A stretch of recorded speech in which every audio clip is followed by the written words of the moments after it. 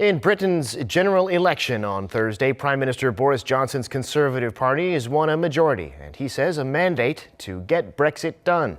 Projections have the Tories getting more than 360 seats, flipping several districts that had long been Labour strongholds.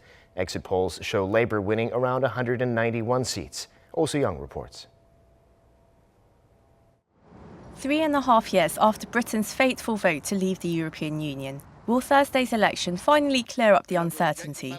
The snap election ended with the majority of Parliament's 650 seats going to Prime Minister Boris Johnson's Conservative Party and their pledge to get Brexit done.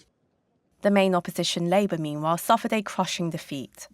Many people in the UK, 3 years after the Brexit vote, they don't want to discuss this anymore, and they feel that Brexit should happen, and that's what the Conservative Party was promising.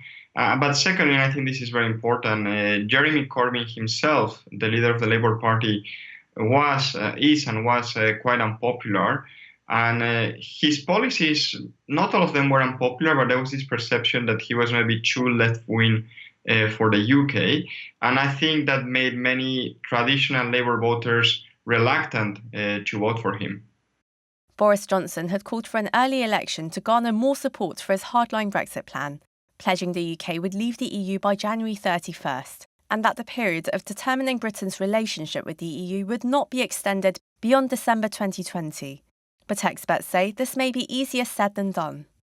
Many members of the Conservative Party who have been voted in, who are going to be MPs, they actually support, for example, staying in the single market or staying in a customs union. It is going to divide the party once more. So I think the deadlock will continue when it comes to the negotiation of the future relationship with the European Union.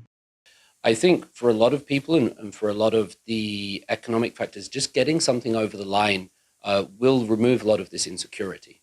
If Britain does leave the EU on January the 31st, then it will have to start renegotiating deals around the world with other countries. We've already had some agreements with South Korea. There will be other ones with America, China, big economic players, but then also smaller middle powers. Brexit could be done in the months to come, with Johnson staying in Downing Street. But that won't be the end of the Brexit story. Soo-young, Arirang News.